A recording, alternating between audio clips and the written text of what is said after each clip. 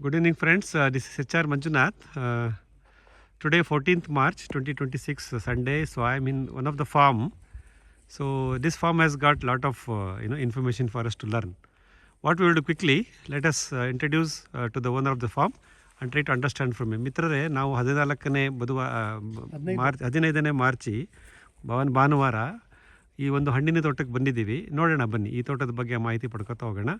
ಈ ವಿಡಿಯೋ ಮತ್ತು ಮುಂದಿನ ಕೆಲವು ವಿಡಿಯೋಗಳಲ್ಲಿ ನಿಮಗೆ ಇದರ ಮಾಹಿತಿ ಸಿಗ್ತಾ ಹೋಗುತ್ತೆ. ನೋಡೋಣ, ಈಗ ನಾವು ಈ ತೋಟದ ಮಾಲೀಕರ ಪರಿಚಯ ಮಾಡ್ಕೊಳ್ಳೋಣ. ನಮಸ್ಕಾರ ಸರ್. ನಮಸ್ಕಾರ sir.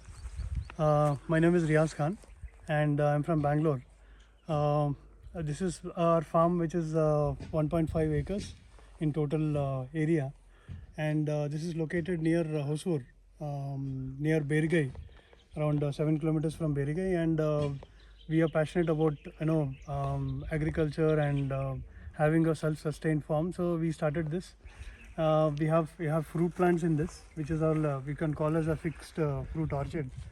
And to take it forward, in terms of the irrigation system that we have a borewell which is which we have here, and it is around 1,000 plus feet the borewell is, and the motor is placed at around 850 feet.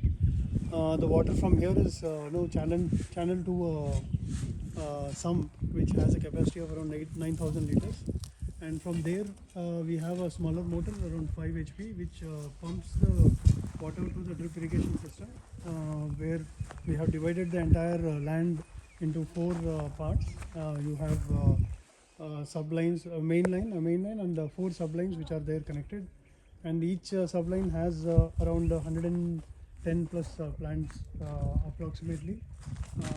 So the water is supplied to these plants every alternate day, or depending on how the water requirement is. That is what it is about the irrigation system which is there in our farm. Okay ಮಿತ್ರರೇ, so Riyaz Khan ಅವರು ನಮಗೆ ತಿಳಿಸ್ಕೊಟ್ಟಿದ್ದೇನೆಂದರೆ, ಇದು ಹೊಸೂರಿನ ಬೆಂಗಳೂರು ಹೊಸೂರು ಪಕ್ಕ ಇರತಕ್ಕಂಥ ಒಂದು ಕೃಷಿ ಭೂಮಿ.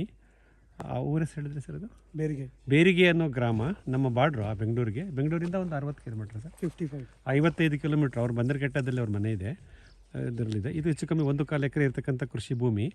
ಇದರಲ್ಲಿ 2022ರಿಂದ ಇವರು ತಮ್ಮ ಕೃಷಿ ಬದುಕನ್ನು ಪ್ರಾರಂಭ ಮಾಡಿದ್ದಾರೆ. ಮುಖ್ಯವಾಗಿ ಹಣ್ಣಿನ ಬೆಳೆಗಳನ್ನು ಜೋಡಿಸೋ ಕ್ರಮ 2 ಹಂತಗಳಲ್ಲಿ ಹಣ್ಣಿನ ಗಿಡ ಜೋಡಿಸಿದ್ದಾರೆ. ಇತ್ತೀಚೆಗೆ ಜೋಡಿಸಿರೋದು ಮೊನ್ನೆ 2025 ಮಾರ್ಚಿನಲ್ಲಿ ಹಣ್ಣಿನಗಳು ಜೋಡಿಸಿದ್ದಾರೆ. ಅದರ ಬಗ್ಗೆ ಮುಂದಿನ ನೋಡೋಣ. ಈಗ ರಿಯಾಜ್ ಅವರು ನಮ್ಗೆ ಹೇಳಿದಾಗೆ ಇವ್ರದ್ದು ನೀರಾವರಿ ವ್ಯವಸ್ಥೆ, ಇವ್ರದ್ದು ಕೊಳವೆ ಬಾವಿ ಇದೆ. ಇದು 1050 ಅಡಿ ಆಳ, 850-900 ಅಡಿ ಆಳದವರೆಗೆ ಅವರು 7.5 HP ಮೋಟ್ರನ್ನ ಬಿಟ್ಟು ಈ ನೀರನ್ನು ನೋಡಿ ಈ ಒಂದು ಫಿಲ್ಟರ್ ಮುಖಾಂತರ ಅವ್ರ ಮನೆ ಮುಂದೆ ಒಂದು ಸಂಪಿದೆ. ಇದು ಅವರ ತೋಟದ ಮನೆ ಮುಂದೆ ಒಂದು 9,000 ಲೀಟ್ರ್ ಹಿಡಿತಕ್ಕಂಥ ಒಂದು ಸಂಪಿದೆ. ಅಲ್ಲಿ ಇನ್ನೊಂದು 5 HP ಮೋಟ್ರ್ನಿಂದ ಎತ್ತಿ ಈ ರೀತಿ ಪೈಪ್ಲೈನ್ ಮಾಡ್ಕೊಂಡಿದ್ದೀವಿ. ಇಲ್ಲಿ ಗಮನಿಸ್ಬೋದು, ಇಲ್ಲಿ ಪೈಪ್ಲೈನ್ ಇದೆ, ಮೈನ್ ಲೈನು ಮತ್ತು ಸಬ್ ಲೈನು. ಇಲ್ಲಿ ನೋಡಿ, ಇಲ್ಲಿ ಮೈನ್ ಲೈನ್ ಇಲ್ಲಿ ಬಂದು ಮೇಲೆ ಬಂದು ಫೋರ್ಕ್ ಆಗಿದೆ. ಇಲ್ಲಿ ಸಬ್ ಲೈನ್ ಇದೆ, 1 ಇಂಚಿನ ಸಬ್ ಲೈನು. ಅದಕ್ಕೆ ಈ ರೀತಿ ಡ್ರಿಪ್ ಲ್ಯಾಟರ್ಗಳನ್ನು ಜೋಡಿಸಿದ್ದಾರೆ. ಈ ಡ್ರಿಪ್ ಲ್ಯಾಟರ್ಗಳನ್ನು ನೋಡಿ ಈ ಗಿಡದ ಪಕ್ಕಕ್ಕೆ ಬಂದಾಗ ವೃತ್ತಾಕಾರವಾಗಿ ಹೀಗೆ ಹಾಕಿದ್ದಾರೆ. ನೋಡಿ, ಗಮನಿಸ್ಬೋದು, ವೃತ್ತಾಕಾರವಾಗಿ ಇಲ್ಲಿ ನಮ್ಮ ಡ್ರಿಪ್ ಪೈಪು ಬಂದಿದೆ. ಹೀಗಾಗಿ ಪ್ರತಿ ಗಿಡಕ್ಕೂ ಈ ರೀತಿ ಮಾಡಿದ್ದಾರೆ. ಒಂದು ಡ್ರಿಪ್ ಲ್ಯಾಟರ್ನಲ್ಲಿ ಆವರೇಜು 7 ರಿಂದ 8 ಹಣ್ಣಿನ ಗಿಡಗಳನ್ನು ಕವರ್ ಮಾಡಿರ್ತಕ್ಕಂಥ ಒಂದು ಯೋಜನೆ, ನೀರಾವರಿ ವ್ಯವಸ್ಥೆಯನ್ನು ನಾವು ಈ ರೇಜ್ ಅವರ ಈ ತೋಟದಲ್ಲಿ ನೋಡ್ಬೋದು.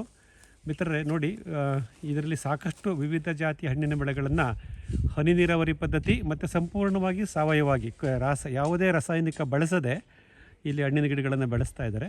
ಇಲ್ಲಿರ್ತಕ್ಕಂಥ ಬೇರೆ ಬೇರೆ ಗಿಡಗಳು ಮತ್ತು ಗಿಡಗಳ ಅಂತರ, ಆ ಗಿಡಗಳನ್ನು ಎಲ್ಲಿಂದ ತಂದರು, ಯಾವ ರೀತಿ ಅದನ್ನು ಮ್ಯಾನೇಜ್ ಮಾಡ್ತಿದ್ದಾರೆ, ಇದೆಲ್ಲವನ್ನು ನಾವು ಮುಂದಿನ ವಿಡಿಯೋದಲ್ಲಿ ರಿಯಾಜ್ ಅವರಿಂದ ತಿಳ್ಕೊಳ್ಳೋಣ. ಜೊತೆಯಾಗಿ ಜೋಡಿಸ್ಕೊಂಡಿರಿ. ಧನ್ಯವಾದಗಳು.